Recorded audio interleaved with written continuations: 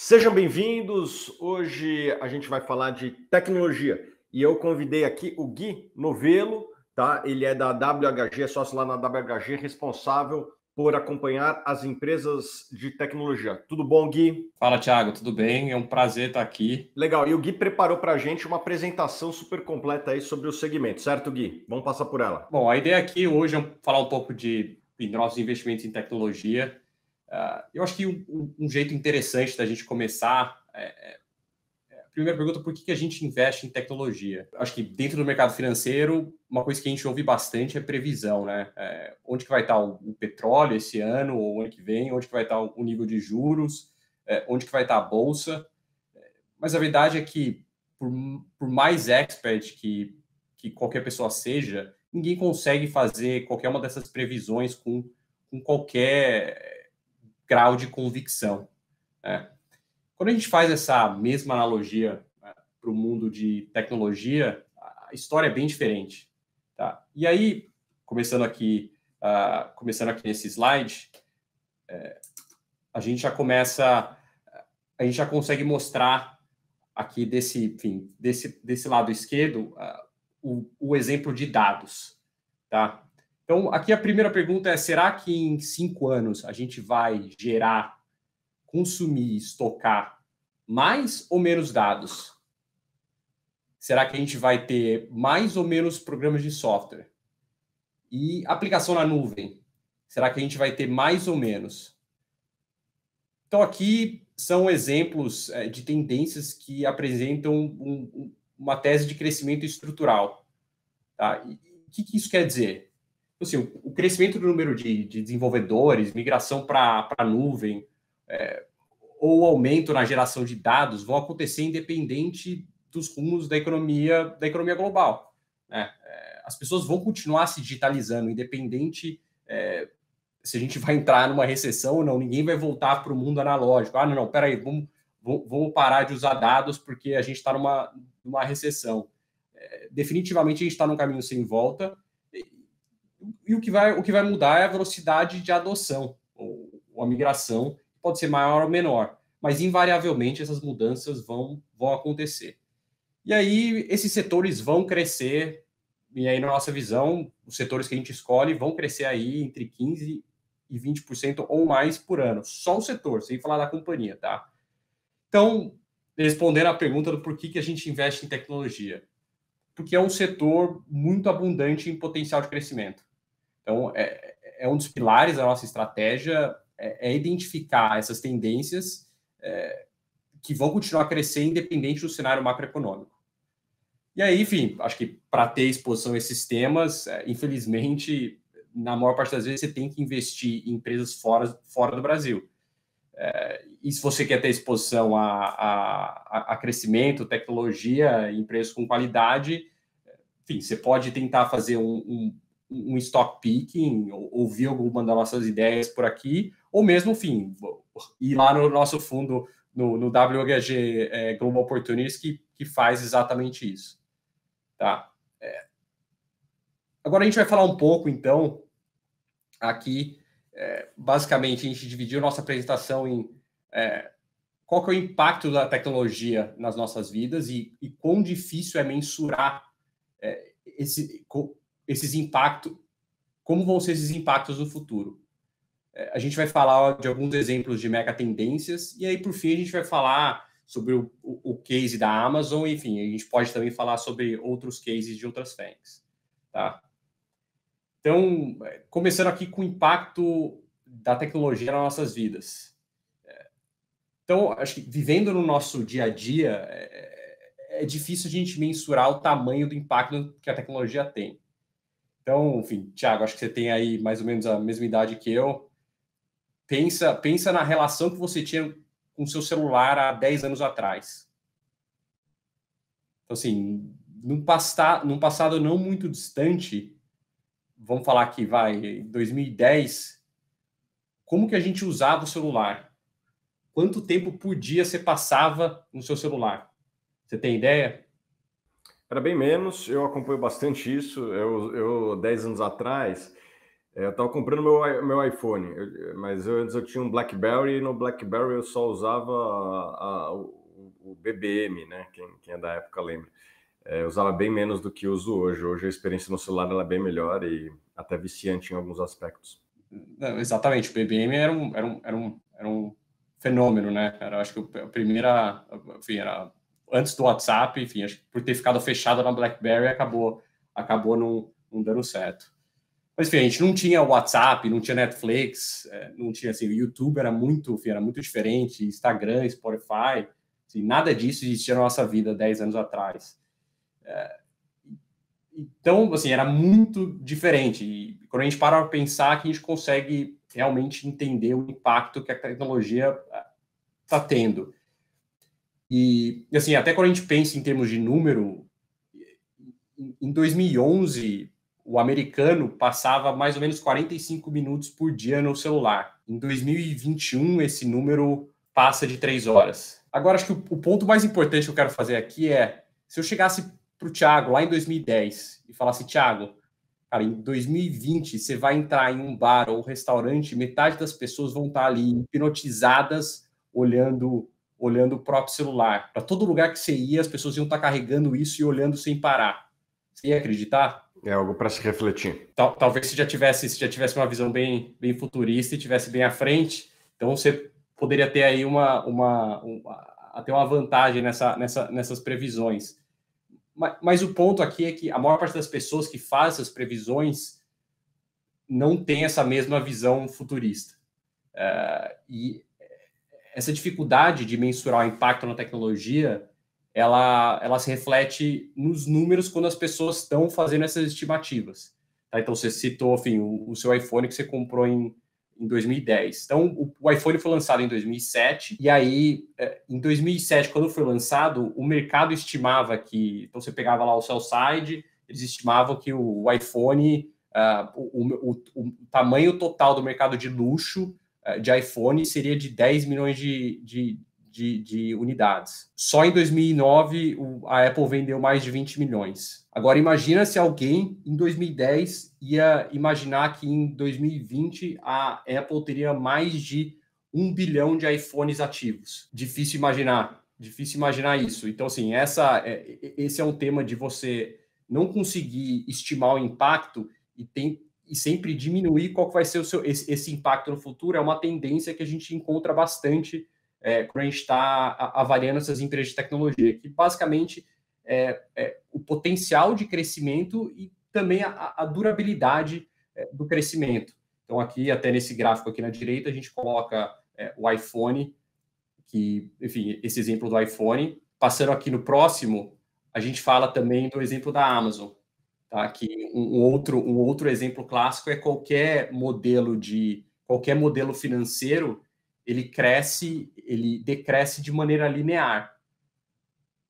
Mas a verdade é que nesse setor você não tem um crescimento linear e, na maior parte das vezes, esse crescimento é muito mais durável do que as pessoas imaginam.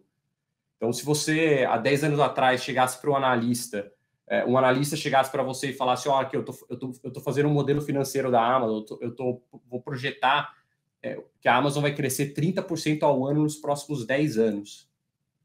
Você acha que alguém ia aceitar isso como factível? Mas foi basicamente o que aconteceu.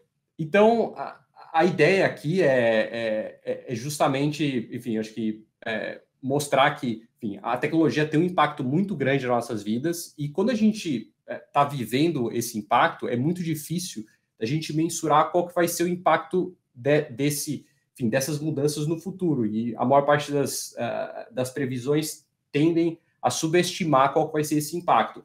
Eu acho que a gente não tem ideia enfim, pelo menos a maior parte das pessoas não tem ideia de qual vai ser o impacto de como a nossa vida vai ser diferente nos próximos 10 anos do que é hoje.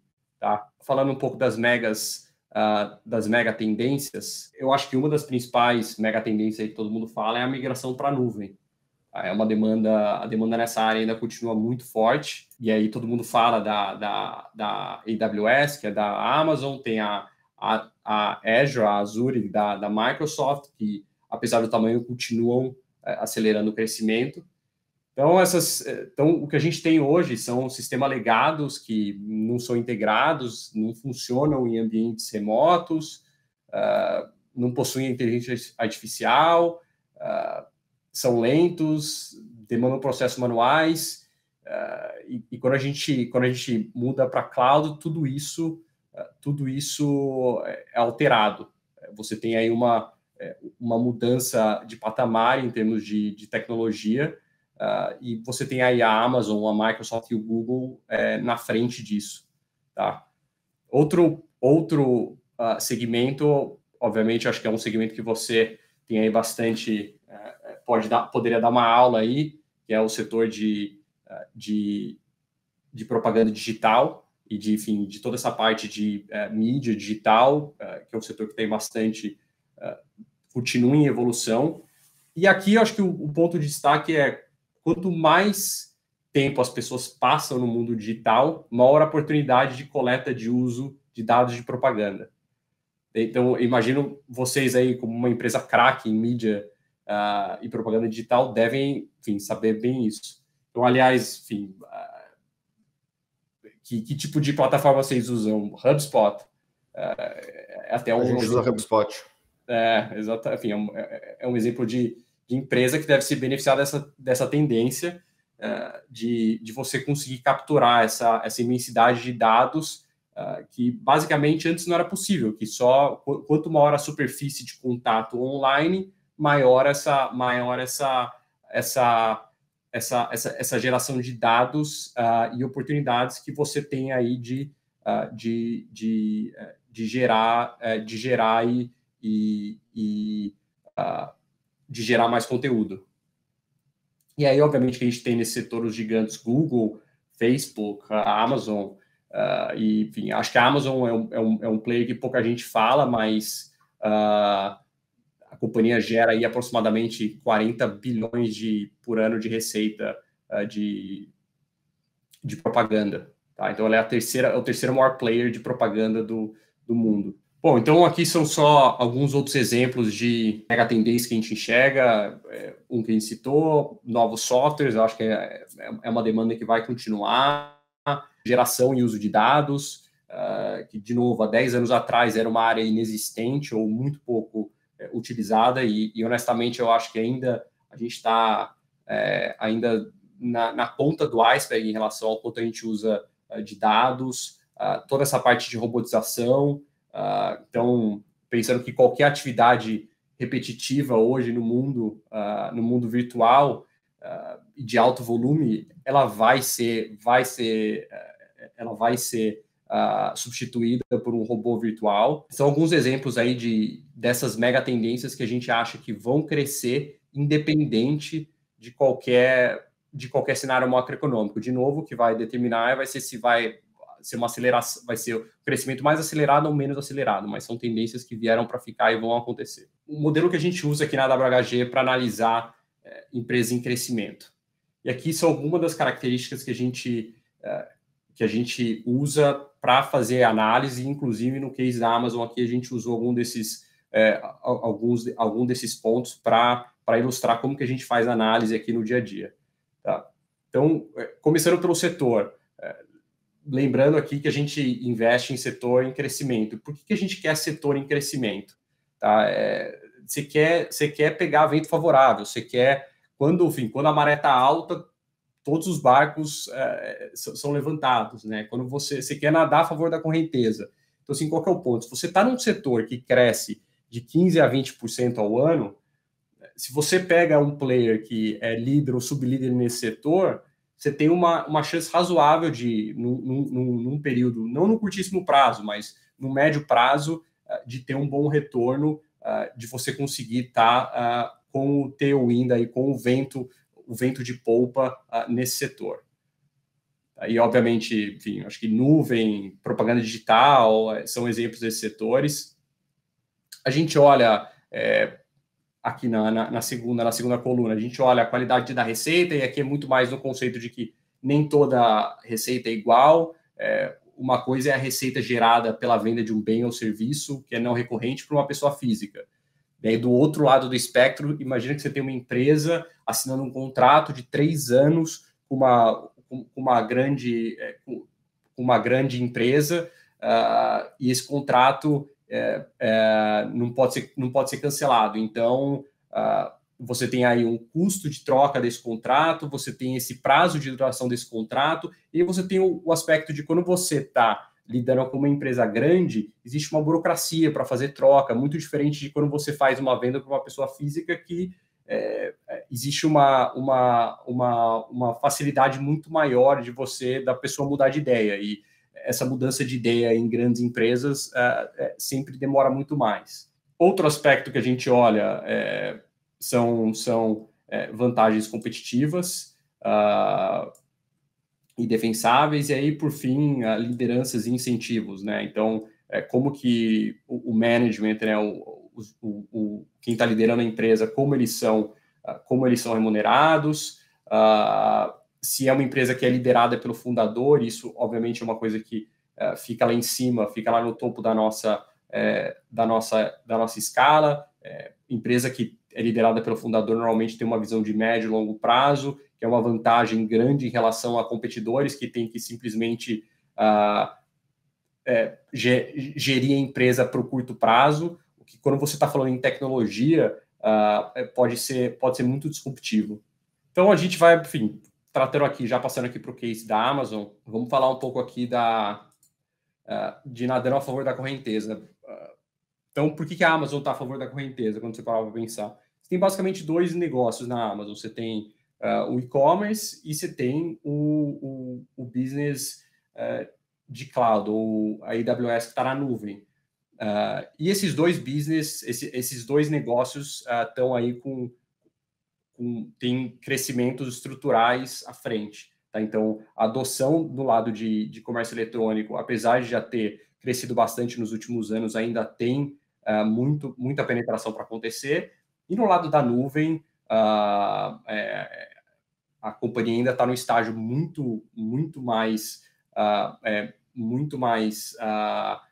nascente do que o e-commerce, que já é muito mais maduro. Então, muitos anos de crescimento pela frente no setor, tá? Então, são 2 setores que devem crescer independente da Amazon, e a Amazon sendo líder basicamente nesses 2 setores.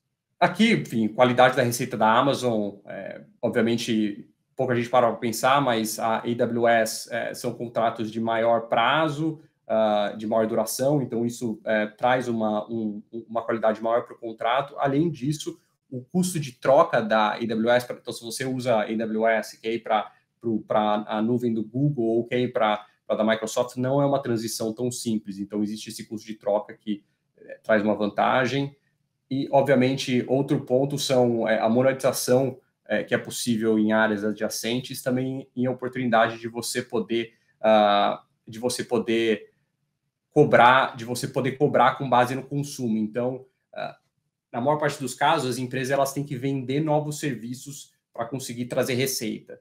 E isso é verdade para a Amazon em relação à parte de comércio eletrônico, mas na parte de nuvem existe um componente de consumo. Então, você é cliente da nuvem da Amazon, você vai pagar o seu contrato com base em dados, em poder computacional, que isso vai variar conforme a sua empresa for escalando. Então, conforme a sua empresa for crescendo, a sua conta vai aumentar com a Amazon sem ela precisar fazer absolutamente nada. Então, isso, obviamente, é uma vantagem, que ela não tem que ir lá todo ano renovar a venda, tentar te vender algo a mais para conseguir aumentar a sua conta com ela. O seu próprio crescimento faz a conta aumentar com a Amazon. Então, algumas vantagens competitivas aqui da Amazon, acho que nos 2 segmentos que ela tem, que é o segmento de e-commerce e no segmento de nuvem, as vantagens competitivas são bem grandes. Eu acho que no segmento de e-commerce, a logística, a capacidade de logística e de entrega da Amazon é incomparável. Então, o ano passado, a Amazon ela entregou mais pacotes pequenos nos Estados Unidos do que o próprio UPS, que é a segunda maior empresa de entrega dos Estados Unidos. Então, assim, a Amazon, que não é principalmente uma empresa de entrega, atingiu essa métrica. Assim, isso foram anos de investimento na rede de distribuição e logística que qualquer empresa que for competir hoje em dia com eles, basicamente enfim, é impossível, né? É uma competição que duraria qualquer empresa para conseguir estar no mesmo nível vai precisar de anos de capital e de investimento em capacidade de distribuição e logística. É só um comparativo na capacidade total de armazém da Amazon, aqui comparado ao Walmart. Então, assim, você vê em 2015, a Amazon é praticamente metade do Walmart, e você vê em 2020, a Amazon é uma vez e meia o Walmart. E no lado da nuvem, aqui no lado direito do slide, o Bezos ele faz um comentário interessante que ele fala que ele nunca entendeu como que os competidores deixaram ele tanto tempo sozinho no business de nuvem. Então, o Bezos, durante muitos anos, ele montou a AWS e conseguiu operar praticamente sozinho nesse mercado. Então, isso trouxe uma vantagem competitiva enorme para a Amazon em relação à escala que ela tem hoje. Então, até uma comparação que as pessoas tentam fazer é comparar a nuvem da Amazon com a do Google. E uma diferença grande é que quando a Amazon tinha o tamanho do Google, ela já tinha praticamente a margem que ela tem hoje. E o Google ainda registra prejuízo. Isso demonstra a diferença competitiva que existe no mercado hoje e no mercado que existia para a Amazon lá atrás, quando ela começou.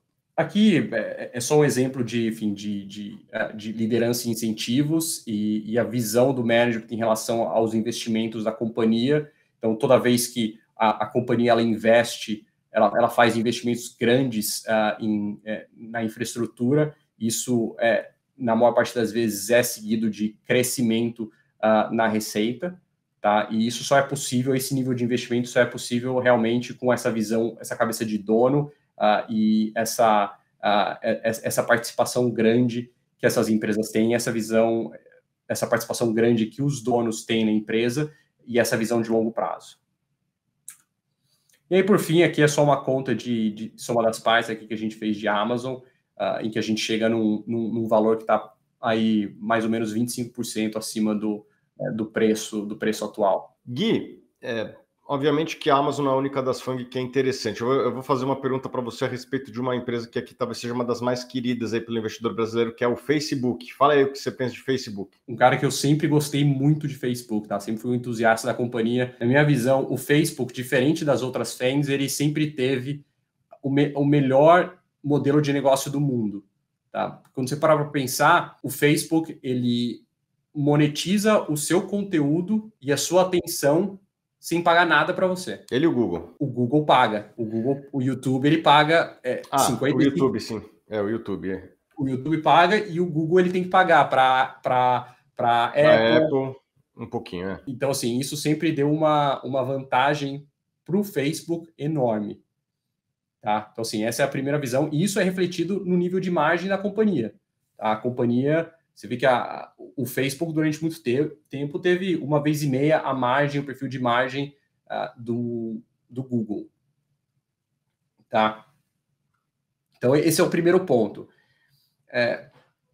A minha visão de Facebook sempre foi uma visão muito simplista de que o que importa em Facebook são os usuários e o engajamento. Todo o resto vai seguir, todo o resto vai depender de usuário e engajamento.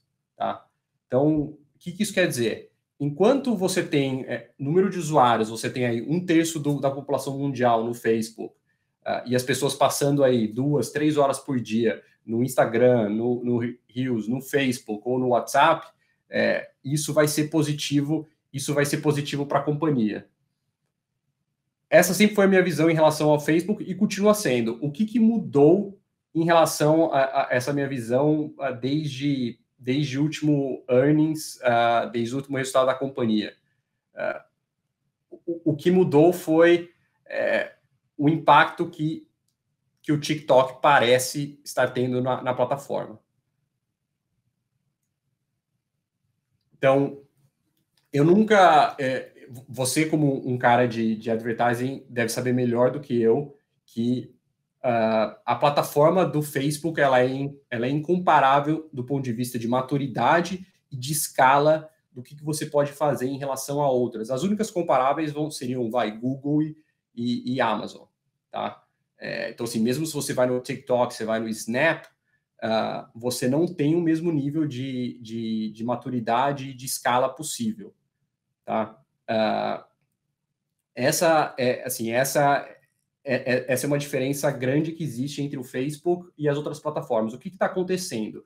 O TikTok ele começou a ganhar usuários e engajamento. E ele está maturando o seu produto de advertising. Então, assim, uma coisa que a gente faz todo trimestre é conversar com agências de publicidade, com diversas agências de publicidade, para sentir quanto que as empresas estão gastando em cada uma das plataformas. E o que a gente tem reparado é que o aumento e o interesse em relação ao TikTok tem aumentado materialmente. Então, isso colocou a gente em alerta em relação ao risco de competição para o Facebook. Só que, voltando, o primeiro ponto em relação ao risco de competição ao Facebook é usuário e engajamento. Isso, quando você está postando em Facebook, você tem que estar confortável com isso. Todo o resto, mesmo a questão da Apple, que vai ter impacto nos números, na minha visão, não é um impacto existencial para o negócio. E o que acontece hoje, por que a ação está negociando nesse múltiplo hoje, é o impacto existencial que existe do TikTok. Então, as pessoas hoje têm um desconforto de saber se o nível de usuários, essa queda no número de usuários que a gente viu no último trimestre vai continuar acontecendo. Se isso for uma tendência, você começa a ter um risco de existência do negócio. Esse é o fim. Então, hoje a gente está um pouco cauteloso em relação a Facebook. Eu continuo gostando. Eu acho, honestamente, o Mark Zuckerberg um dos melhores empreendedores. O que ele realmente fez é extraordinário. Mas o TikTok não é o Snap em 2018. Eles estão investindo bastante no Reels. Então, acho que isso é uma coisa para a gente acompanhar de perto. Como que o Reels está indo, se ele está conseguindo trazer esse engajamento, esse número de usuários, e isso vai, enfim, determinar se a gente vai voltar grande em Facebook ou se a gente vai ficar mais cauteloso. Eu concordo com tudo que você falou, adicionaria só duas questões aqui. A primeira é que o Mark, na minha opinião, merece um voto de confiança, ele é um general que ganha batalhas. Se você pegar a história do Facebook, ele sempre teve concorrentes e sempre superou a concorrência. Mesmo quando tinha menos recursos, né?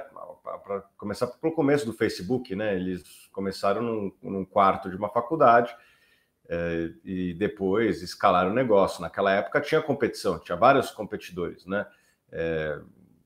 MySpace, depois Orkut, mais recentemente até o Google Plus, que as pessoas esquecem, né? O MSN poderia ter sido um embrião do Facebook.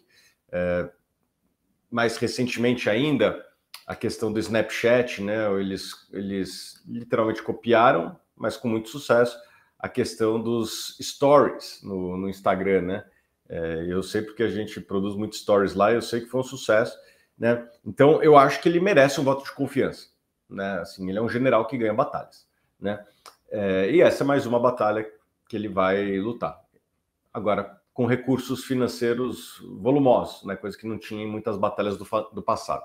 Bom, segundo ponto, eu acho que existem muitas opcionalidades também, né? Assim como tem riscos, tem opcionalidades. Eu acho que a questão do e-commerce dentro dos aplicativos, principalmente do Facebook, já estamos começando a ver isso funcionar. Ainda não é a experiência desejada, mas eu acho que está na direção correta. E eles têm, sei lá, 50 mil programadores, eu acho que eles vão conseguir resolver essa questão e em algum momento fazer o e-commerce funcionar dentro da plataforma, né? Você comprar com um clique só, né? Passou lá o Cristiano Ronaldo falando da chuteira dele, você gostou, você compra com um clique, em 24 horas chega na sua casa.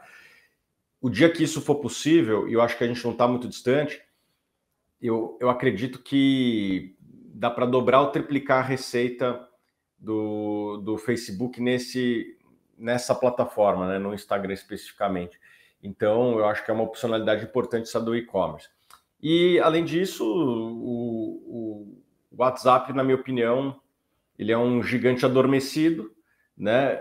Hoje é mais custo do que receita para a empresa, mas eu não duvido que, seguindo um pouco o que o Gui falou aqui, usuário e engajamento, se você tem usuário e engajamento, alguma hora você encaixa uma monetização, e eu não tenho dúvida que em algum momento eles vão encontrar uma monetização adequada aí para o WhatsApp, que é uma plataforma que tem um engajamento enorme em vários países no mundo, né? Principalmente no Brasil, aqui o Brasil, Índia, tem vários países na Europa também que tem um engajamento muito grande. O WhatsApp não é tão forte nos Estados Unidos, ele está crescendo, mas ainda não é tão forte nos Estados Unidos, né? Mas nos países que ele tem uma dominância, ele é vital na economia. Aqui no Brasil, a gente já viu algumas vezes, né, o episódio que tem lá um juiz do interior do Tocantins, que uma quadrilha de assalto a banco se combinou o assalto por WhatsApp, daí o cara vai lá e bloqueia o WhatsApp no Brasil. Buf! Daí tem que vir o ministro do Supremo às pressas e consertar a besteira que foi feita, né? Porque a economia do Brasil começa a fazer assim, né? Muitos serviços dependem do WhatsApp, né? Eu falo com o meu personal, eu marco meu dentista, meu médico, né? E obviamente que não sou só eu, é a economia inteira do Brasil funcionando por WhatsApp. Não dá para viver sem WhatsApp no Brasil, né? A gente ficou muito dependente. Eu concordo 100%. Você ia falar mais um... Não, é mais ou menos isso. Acho que tem opcionalidades dentro do Facebook que hoje estão inexploradas. Eu concordo 100% com tudo que você falou. Assim, eu sempre fui um fã do Facebook. Eu acho que, em relação ao track record aí, do Mark, do Zuck, ele é realmente... Assim, se você for parar para pensar, quando a empresa se tornou pública, lá em 2012... existia, você estava tendo essa transição do web para o mobile, e o Facebook ele era inteiramente web, e ele conseguiu fazer essa transição muito bem, diga-se de passagem, comprando o Instagram, então assim, mostra que ele sempre conseguiu inovar na frente de desafios. Essa questão de monetização, quantas vezes você ouviu lá atrás que, putz, como que você vai monetizar o Facebook? Como é que você vai monetizar o Instagram? Como é que você vai monetizar o Stories? E, assim, a verdade é que assim, o nível de acerto deles sempre foi muito alto. E aí tem um outro ponto, você falou dessas opcionalidades. Quando você tem 2,7 ou 3 bilhões de pessoas usando a plataforma, qualquer pequeno acerto tem um impacto muito grande. Tá? Então, com certeza, essa parte do e-commerce, eles são muito rigorosos em relação à experiência que tem que ter, e eles sabem que se você não tiver uma experiência que basicamente sem nenhuma fricção, você não vai conseguir. Então, eles estão sendo muito mais cautelosos, inclusive, para soltar, de maneira geral, esses aperfeiçoamentos. E também tem um lado de, assim, o WhatsApp, por que ele não monetizou hoje? Nunca monetizou de uma maneira mais agressiva. Eu acho que está em linha com a visão de longo prazo e deles não terem encontrado ainda uma maneira de conseguir fazer essa monetização que não seja em detrimento da experiência do usuário. Que a visão deles sempre foi em ter uma plataforma e você poder monetizar isso, mas nunca em detrimento da experiência do usuário. Eu acho que o WhatsApp é um exemplo claro disso. A minha visão de cautela hoje é muito mais no sentido de o TikTok é realmente um desafio grande, assim, ele é porque você tem uma experiência de mídia diferente. Então, assim, você sabe que a produção de um Stories é muito diferente da produção de um vídeo de um TikTok. E a experiência disso, o algoritmo disso é diferente. Eu acho que eles têm toda a chance de conseguir capturar esse mercado de volta e voltar a crescer, e eu acho que é um mercado que tem espaço para os dois, sendo que o Facebook tem uma vantagem em relação à demografia, tá? Porque todo mundo fala, o TikTok tem demografia mais nova. No fim do dia, o que importa para a monetização não é a demografia mais nova, é a demografia de pessoal de 25 anos para cima, que esse é o pessoal que gasta dinheiro. Criança de 12 anos não tem dinheiro para gastar. Exatamente. Enfim, então assim, é muito mais essa visão de cautela, mas assim, com certeza é um nome que a gente... E hoje em dia, enfim, ficou muito barato.